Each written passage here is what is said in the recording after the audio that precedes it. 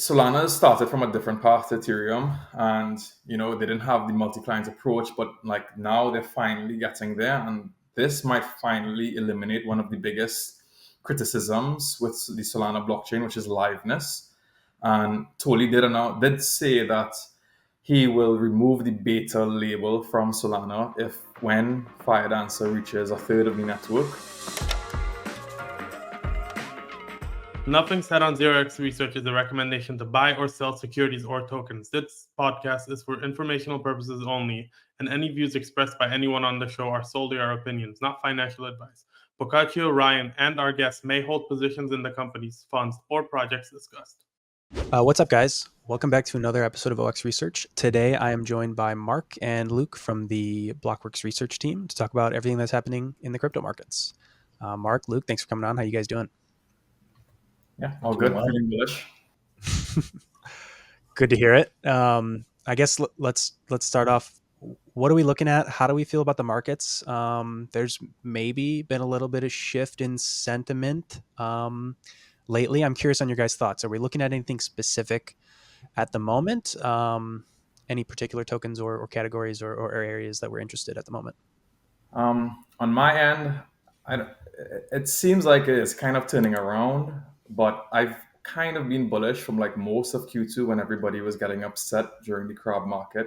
I've never seen such a mix of high prices, like Bitcoin's at like low 60s, Ethereum is at like high 2000s, combined with such bad energy. So, I mean, like, and I feel like this is every cycle. So I'm like, I love that everybody's so upset when Bitcoin's like 60K. Like this is just a sign of things to come in the future. But then also, as an analyst, I spend most of my time looking at like fundamental data. So, if you look at Q2, we're still in Q3 now, but if you look at Q2, record active daily addresses, record revenues, we're starting to see some more reasonable valuations in the space, like price to sales, price to equities, kind of like matching some of their TradFi and Web2 pairs. So, I mean, overall, I'm feeling good about the markets, and with entering an interest rate cutting environment, and hopefully after the US elections, there's less on regulatory uncertainty either way. I'm shaping up for a good 2025. Yeah, and looking out 6 weeks ahead, the 2024 election certainly seems to be a big event that the market is waiting for resolution on. If we think back to the 2020 election, we saw a VIX spike, and then equity indices form this high time frame equilibrium and consolidation into the resolution of the election.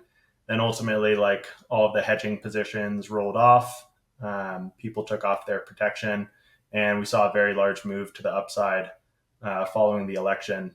And looking at the price action in equity indices and the VIX spike we saw at the end of July, I can't help but think it's the same fractal from 2020, but just pulled forward a few months.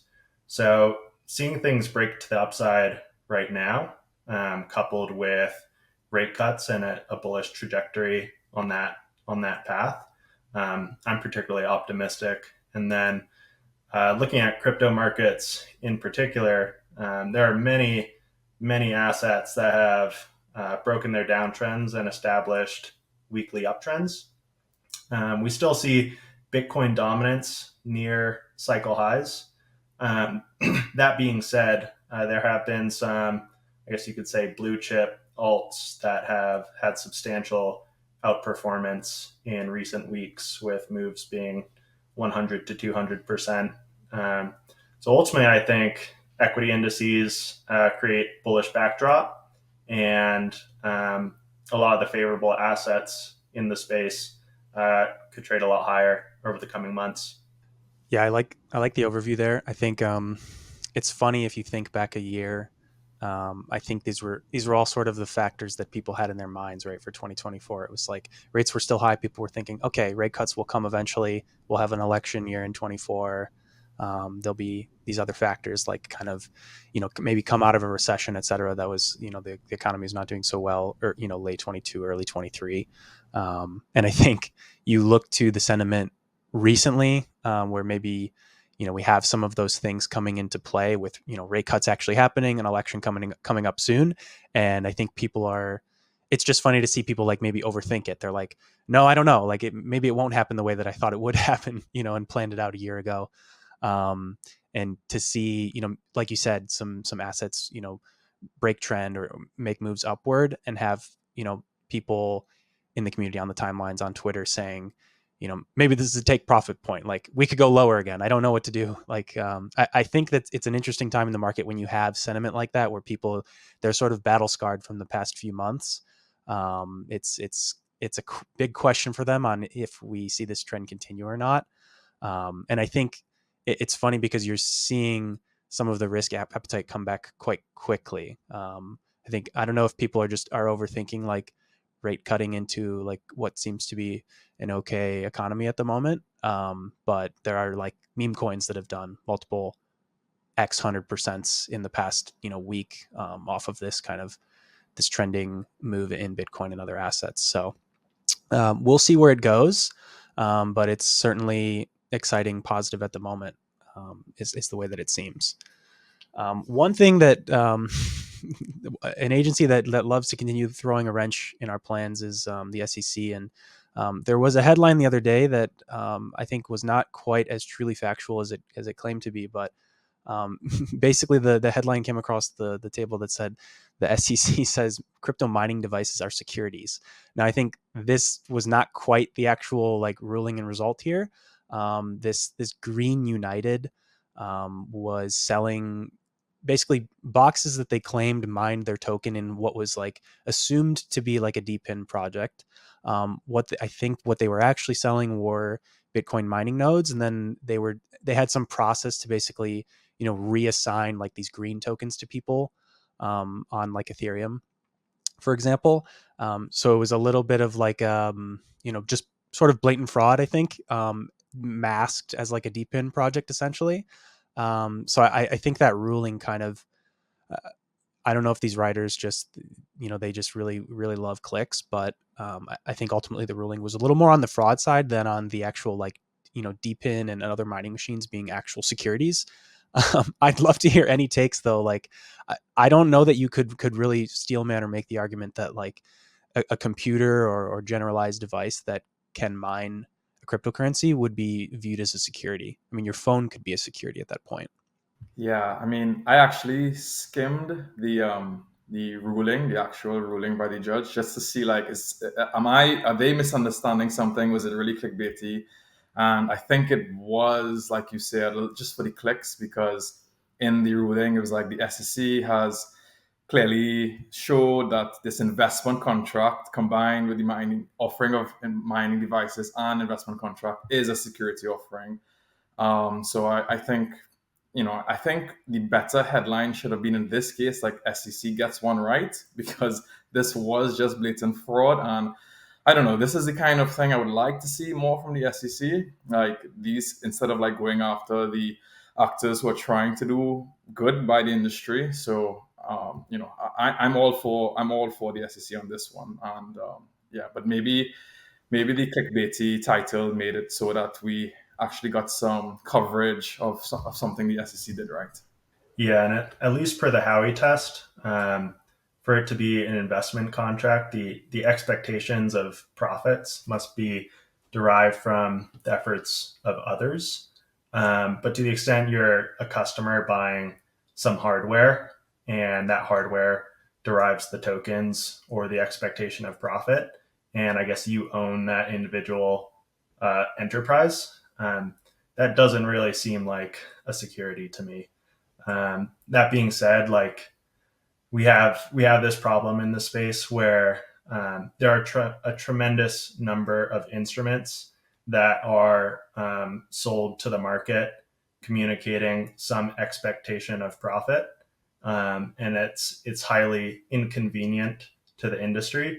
But a lot of those instruments very much do look like unregistered securities offerings. So I think ultimately, like crypto enables rails to novel rails to bring to market a lot of things that look like securities that don't have history or case law behind them. So I ultimately think, with the 2024 election, we might get better frameworks for clarity on what these things look like. I think in this case, it was more so the common enterprise definition too for the Howey test, because I think they were selling the boxes, but not actually delivering it to the end clients. So they were operating it on behalf of them. Like, it's okay to buy a Helium device and set that up yourself, run your own node, and you are the one in charge of how much profits you make to a certain degree. But because that they were operating all of this for you under one entity, like, that's more so an investment contract or security offering than anything else. Yeah, at that point, you could almost, you could take away the kind of obfuscation of the hardware, and it's essentially like you're paying money to receive, then tokens directly at that point, versus the alternative where you've got the hardware, you're mining on like a network per se, and you're receiving those tokens from the rewards of the network. That makes total sense. I think back to your point as well, Luke.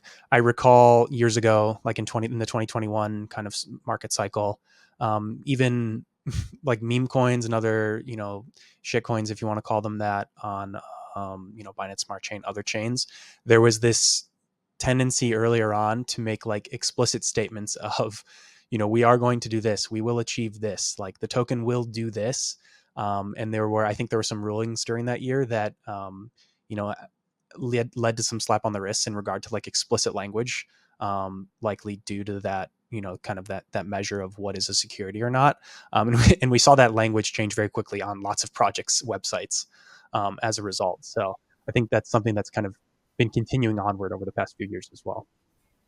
Yeah, almost better to scrap the roadmap and any plan of a business and just call a shitcoin for what it is. So it's funny too, because I think with memes, with NFTs, I think we often the advent of utility is usually has been seen as like the death of that thing. So it's a bit ironic the way that has played out. But I guess since we're on the topic of meme coins, I wanted to highlight the Solana dashboard, the Solana DEX activity dashboard that our data team recently put out.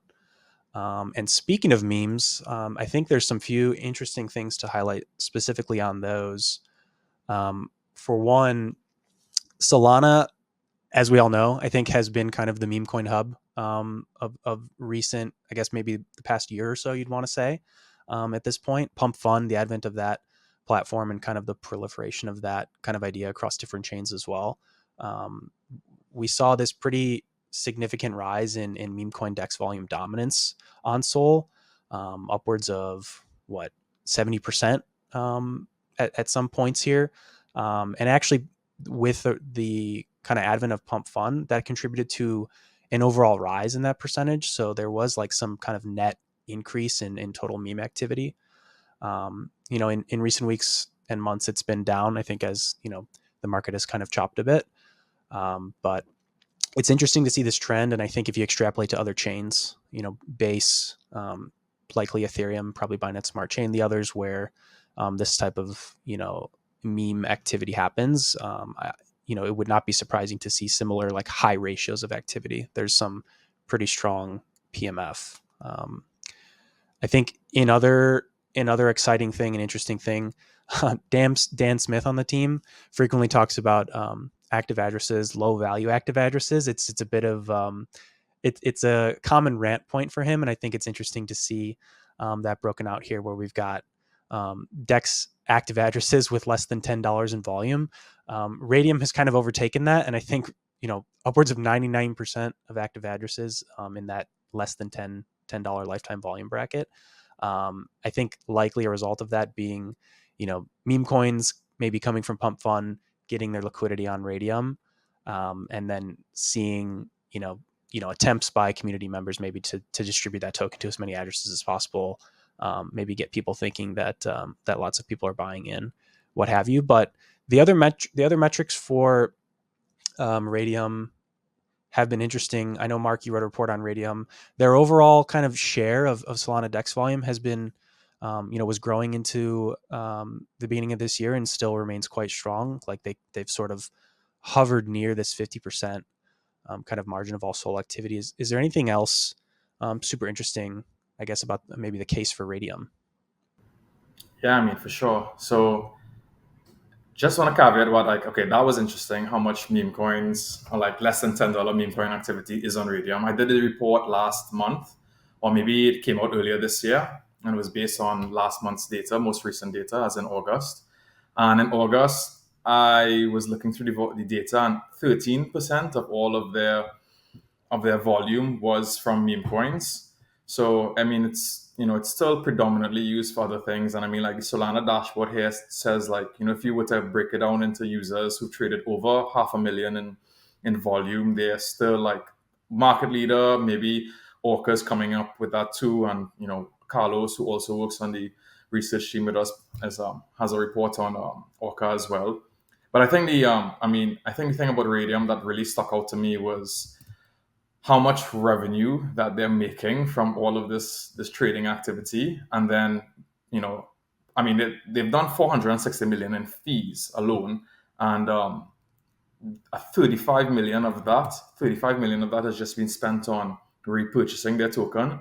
And I annualized it, and it's a 12.2% buyback yield. And I mean, that buyback yield is like something that's unheard of in TradFi. Like Apple and Microsoft, none of these companies have anywhere near that kind of buyback amount. So I mean, I think that's a great value accretive mechanism for the token, especially in that level. And they still have enough put aside to add USDC to their treasury and grow their balance sheet. And because of this, they have such low emissions. They don't need to incentivize anybody. I think their annual emission rate, when I did it last month, was less than 1%. So, I mean, combined with those high revenues, those low emission rates, we get a pretty attractive valuation. And besides price to fees, price to sales, there's also price to earnings, which you can do with it now. And I mean, with Radium, because there's no other expenses, like for TradFi companies, net income is typically the bottom of the line, but it's not really necessarily what the cash flow is, because there's other things like amortization, depreciation, maybe there's stock expenses, whatnot. So like even from a cash flow basis, this earnings that Radium has is actually just pure cash flow. And so I think when I did it last month, they had low single digit PE ratio, which is attractive. But then even when you look at it from a price to cash flow ratio, it's even more attractive. And if you put it in line with some of its other peers in the industry from a price to earnings ratio, I think it had like a 270% upside potential if it were just to trade in line with some of its peers, which I don't know why it's not, but maybe, I think the markets take longer to price in fundamentals than they do hype in this industry. So I think maybe as the financials of Radium become a little bit more known as a part of just their volumes, I think the market might start to realize like there is a growth and value play here. Yeah, I love it. I think maybe the one other point, and I think we'll talk about it a little bit later when we get into details around the conferences, is like you're saying, it does seem like maybe Radium goes under the radar a little bit. Jupiter kind of stands out as like the dominant hub of activity really on Solana, even though, the trades get routed to places like Radium, for example, to trade, memes, etc. So like you're saying, it could just be people aren't really looking under the hood maybe quite yet. They haven't seen those relationships, and maybe just Jupe is kind of doing a good job at continuing to keep people's eyes on them. Hey guys, Permissionless, the event for crypto natives, is heading west to Salt Lake City, and we're bringing the biggest names in crypto together for an incredible can't-miss event. Join me and the rest of Blockworks on October 9th to hear from more than 200 industry titans, including Nick White from Celestia, Shiram from Eigenlayer, and Keone from Monad. The conversations at Permissionless will be covering the hottest themes in crypto, including modularity, restaking, the Bitcoin and Solana ecosystems, AI and crypto, rollups, L2s, institutional adoption, and of course the November election that will be right around the corner. We couldn't be more excited about this event, and it's happening in one of the most beautiful places in the US. ticket prices will be increasing towards the end of June, so get your ticket today. Make sure to use the code so I get some credit and bragging rights from the rest of the team. Use 0x10 for 10% off on your ticket. One more thing. We're also hosting the Permissionless III Hackathon in collaboration with BiddleBox. The theme this year is a multi-chain future to build a better cross-chain experience so I don't have to have a heart attack every time I bridge to a new chain. All hackathon participants will receive a free ticket to attend Permissionless.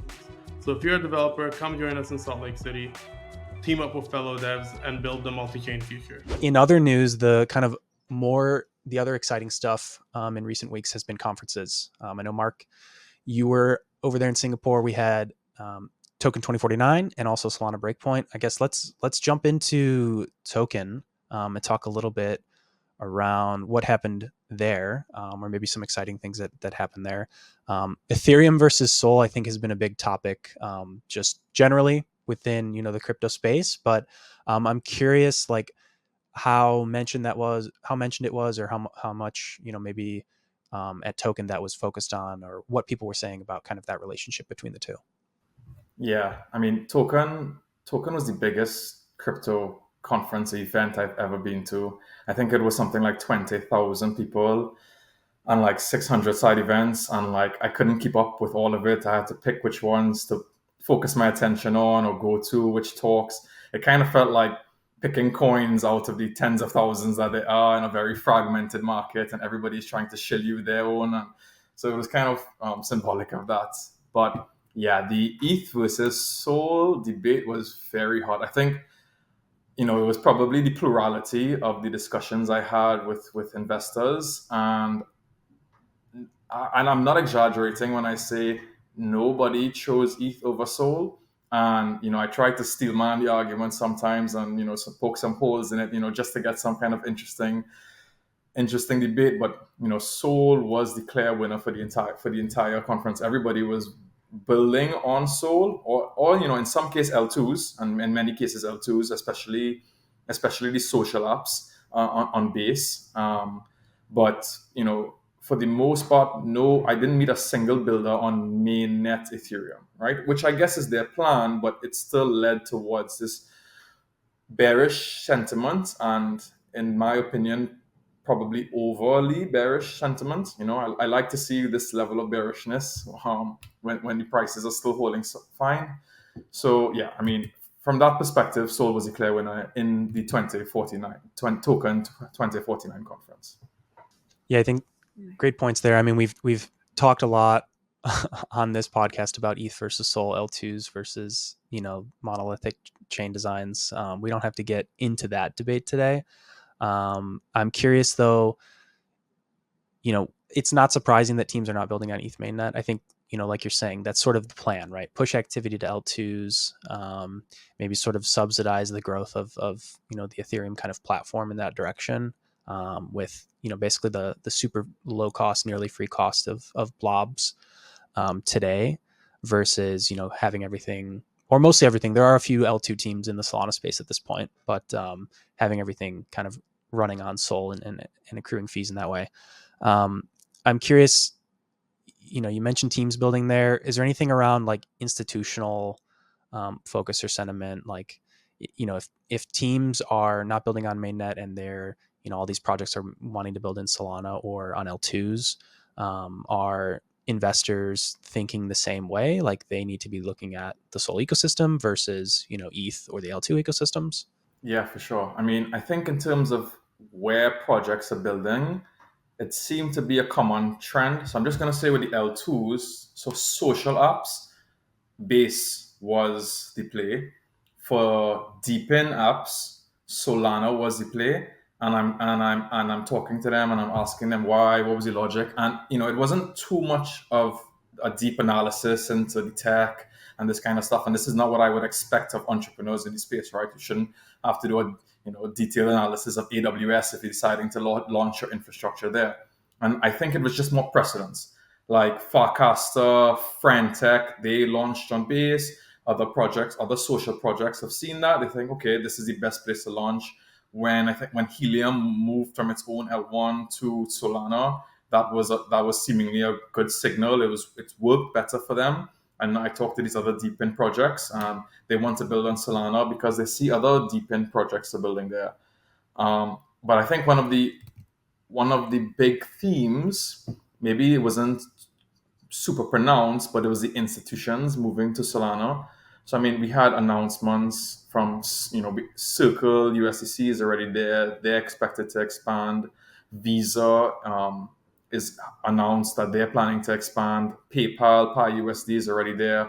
Hamilton Lane, and Frankel Templeton were talking about launching mutual funds on Solana, which was one of the things that got me most excited. I was there clapping yes, mutual funds on Solana, but I guess that's a little bit boomer of me.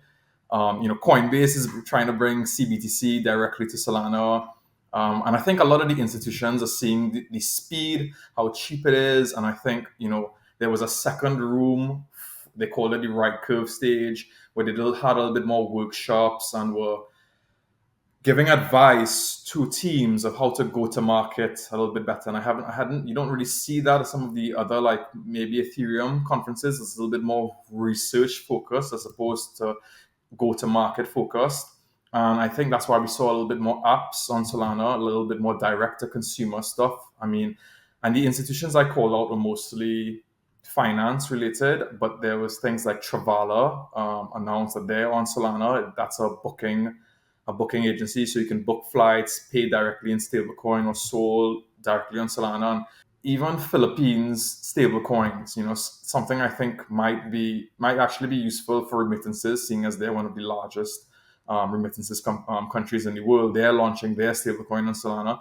For many of the same reasons, all of these other institutions are doing it. We have Kane Warwick with Infinex coming, putting it in Solana. I know it's chain agnostic, but it's Solana, right now. Power Ledger, which I don't know if you remember, was like an old deep in energy play back in 2017. They were on Ethereum and they announced their move to Solana. But what I did think was interesting was that, the reactions from the audience for these OG DeFi ETH plays moving to Solana weren't as enthusiastic as just the native Solana companies announcing their new products, right? So, there was a lot more applause for Kamino announcing spot leverage than there was for when Rune came on stage and said Sky is coming to Solana, But yeah, I think those are the large takeaways. But just bringing it up, I wanted to get Luke's thoughts on this. I thought of you instantly when it was announced, like, okay, so lending is bringing spot leverage, like it's trying to be a little bit more vertically integrated. Yeah, so love to get your thoughts.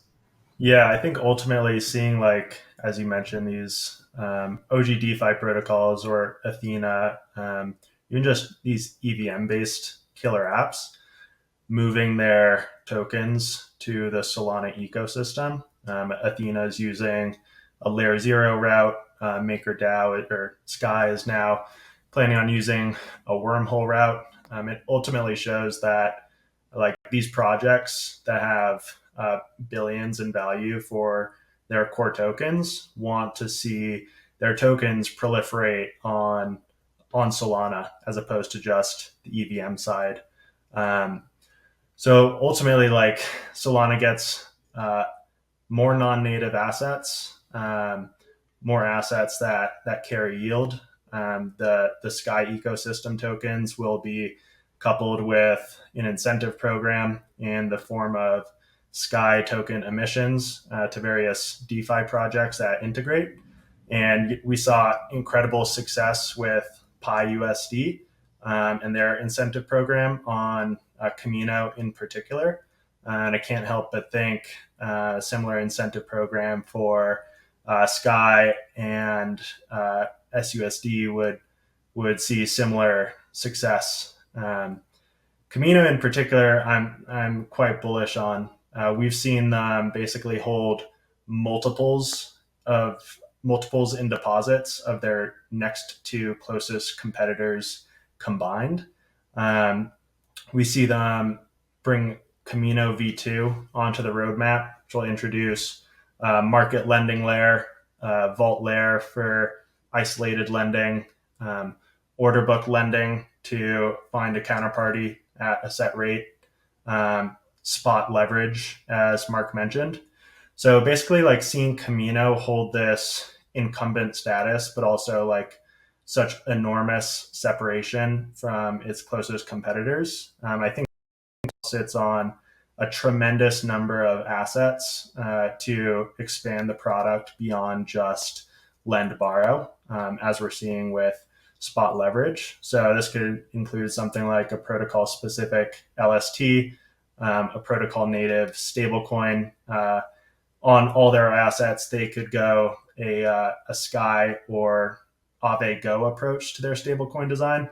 Then also using their LST multiply product, they could offer a delta neutral stablecoin, kind of similar to Athena's stablecoin.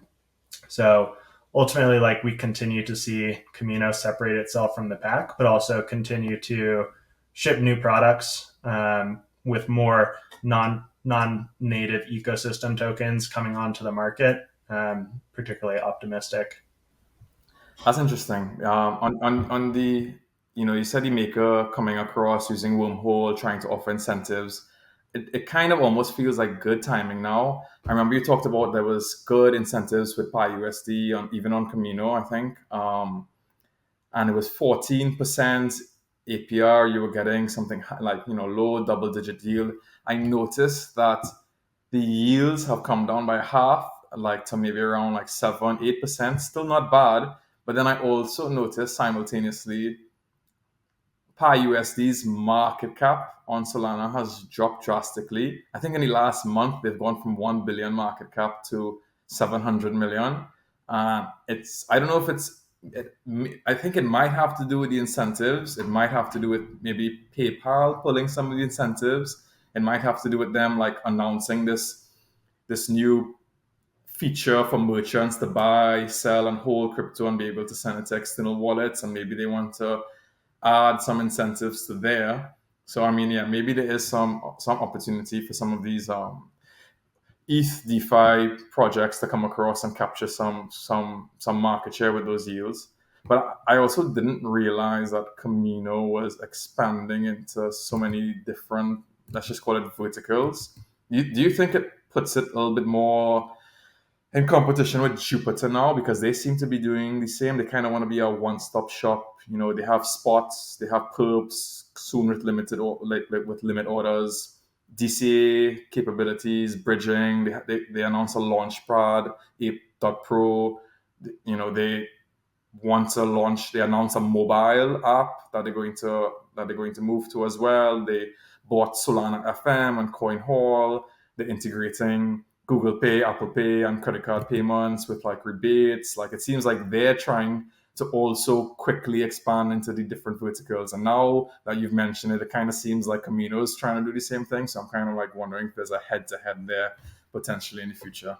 Yeah, I think they'll bump into each other eventually, but at this point, the two dApps kind of have somewhat distinct niches. If we think of like Kamino's original core product offering, it was basic lend borrow. Then you also had their liquidity product, which was automated concentrated liquidity management positions, where you could deploy your position to a number of different dexes, Orca, Radium, Meteora, and the protocol would implement a concentrated liquidity management strategy and readjust your positions accordingly. So it effectively became a tool for users to deploy, I guess, a bit more of a yield optimized strategy for LPing across dexes. And they've had spot margin trading previously for long and short. Generally, it was only up to 5x leverage, margined by USDC on a select few assets. So ultimately, I think this coming upgrade expands that market substantially more. And then they've also had their multiply product, which is a looping strategy for LST yield using flash loans originated through the lend borrow market. So what you do is you'd supply your LST, collect the LST yield and the lending market yield. You'd borrow SOL against that, and then loop that strategy up to 5x. And ultimately, it would offer substantially more attractive yield for LST holders, sometimes 12 to 20%, depending on the LST, with pretty minimal risk of liquidations, as Kamino uses their Oracle logic to basically hard code to query the underlying stake pool's balance of SOL, as opposed to using like a market or DEX pool Oracle, where a DPEG or price impact could result in liquidation. So like ultimately between Kamino and Jupiter, I see their products being differentiated enough that they can kind of compete in different verticals. But ultimately, like Lend Borrow has demonstrated to be like one of the killer apps in EVM in terms of like the accumulation of the absolute value of deposits. And I think what Kamino can do with those deposits in their protocol kind of gives it an advantage for subsequent product upgrades, whether that's things like the liquidity product or spot leverage as well. So I like the level of depth on covering both of these. And I think in the back of my mind, what I'm thinking the whole time, harkening back to Mark's comment about, seeing the application focus, like at Breakpoint specifically, I know that at previous conferences or over the past maybe year or so, that's kind of been a bit of like a negative point, maybe for ETH related conferences, right? Too much infra, no app talk. I don't know if, the Solana kind of ecosystem and foundation, et cetera, like if they've just found that right mix, because it does feel like, when I think about specific examples of like infra development, it's like you've got things like Dialect building blinks to make, to put experiences directly within socials or web pages, bring crypto like use cases to the users where they are. Other things like, Firedancer, where the focus is like, improving TPS, maybe improving latency, et cetera, making the network better for users to kind of interact or, enable, greater trading venues, et cetera, mass user adoption of social applications, et cetera. And then the rest of the time is spent talking about, what all these apps are doing to improve themselves for users. I think that's just a really interesting, like maybe difference in feeling or sentiment that we're seeing, where previous conferences have been like, oh man, it was like 50 infra projects and like, I don't know, just build an app, man. It would be sweet. And then you go to Breakpoint and it's like, we're talking about Solana Seeker. We're talking about some Play Solana gaming device potentially coming. Like you just mentioned, Mark, Jupiter trying to become like this one-stop kind of hub for users interacting on Solana. All of the kind of interesting offerings that Kamino can build out and kind of grow as this borrow lend platform. I think that's just like a really interesting takeaway when considering kind of these two like sort of giants at this point in time and where the focus is at.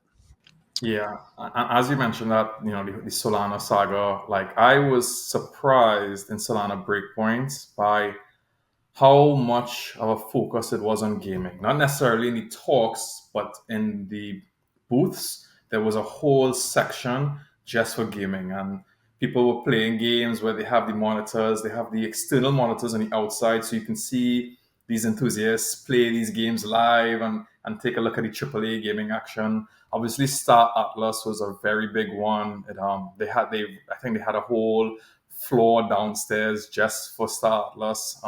That was very popular. There were like probably dozens of gaming projects in that booths in the Solana conference. I don't know if you all have any. I don't know. Have you all ever played any of crypto games? How big you all into that? I mean, I'm not. I think they're all pretty bad. But please tell me I'm wrong.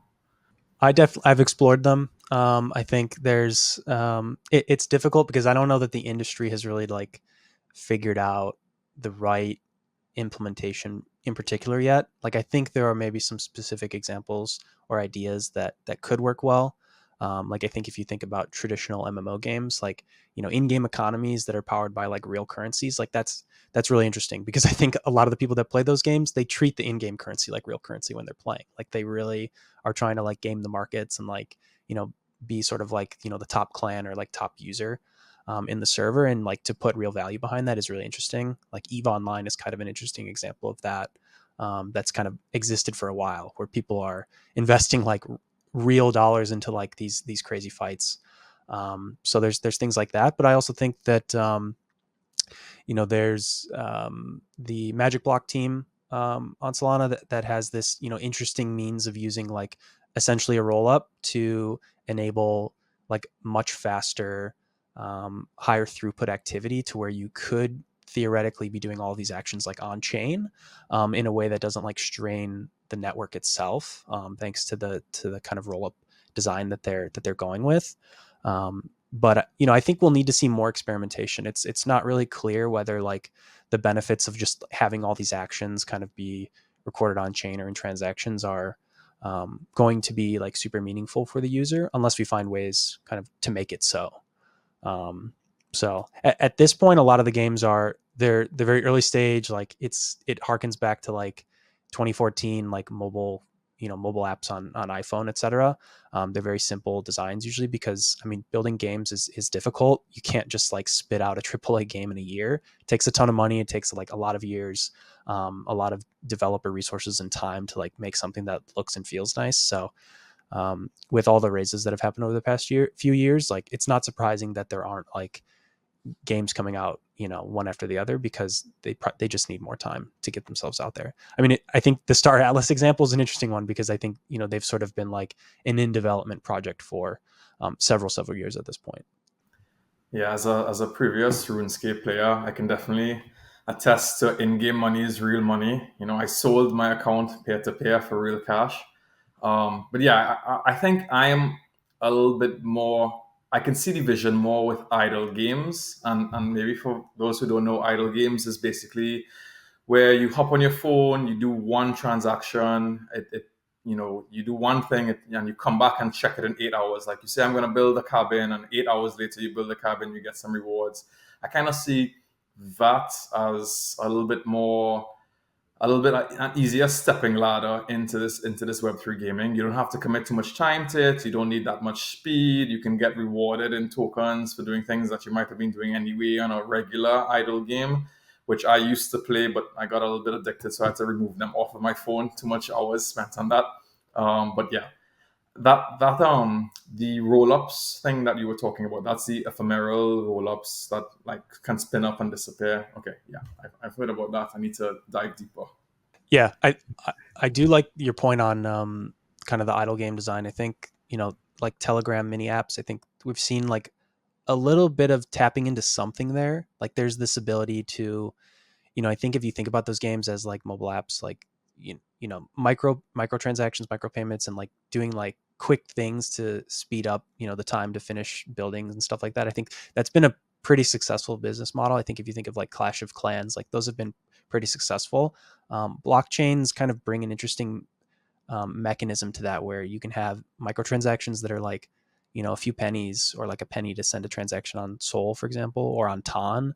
I've seen some games like Catizen and some of these others that are on Telegram implement that kind of design, where it's basically an idle app, but you have opportunities to like basically do like a low fee couple cent transaction to like get a quick reward for a few hours. I do think that's interesting. I think it taps into something, like you're saying, and then the people in the kind of feeling around those types of games.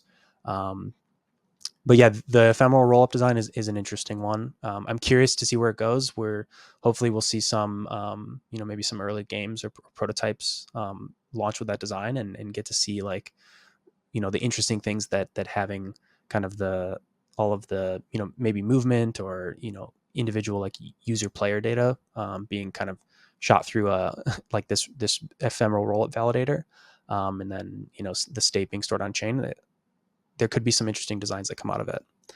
I guess I think we've kind of touched on all of the major highlights, I guess, from the conferences. Anything else? Any other points that you guys want to get out before I shill our next upcoming conference? I guess the only last thing is the Firedancer announcement. Like day one, they were like, we are live on testnet, and everybody was very happy with that. And then day two, they were like, well, actually, we've been live on mainnet too for the past couple of months with very select teams. And I thought that was pretty awesome too.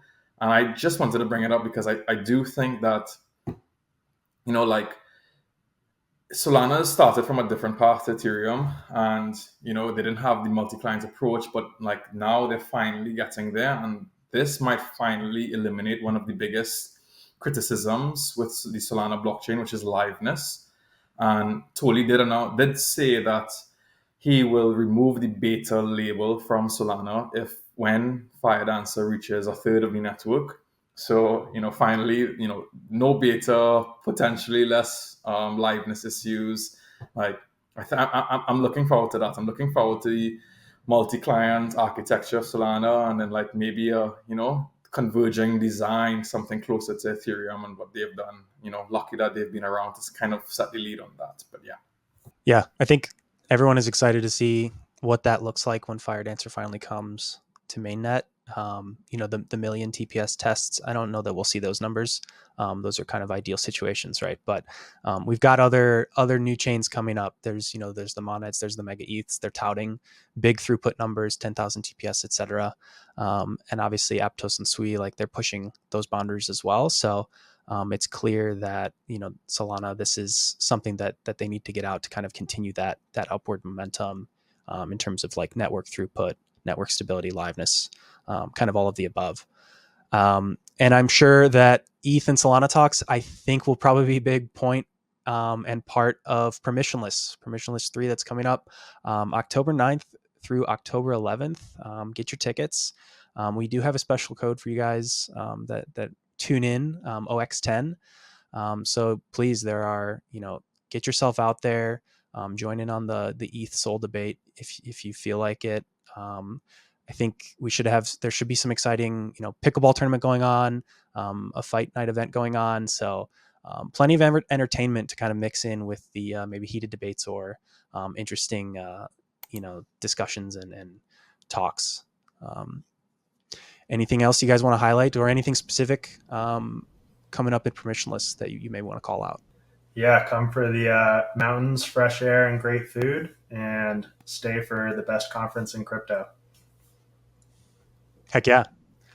Awesome. Well, thanks guys for coming on today, and appreciate you everyone for listening in. See y'all.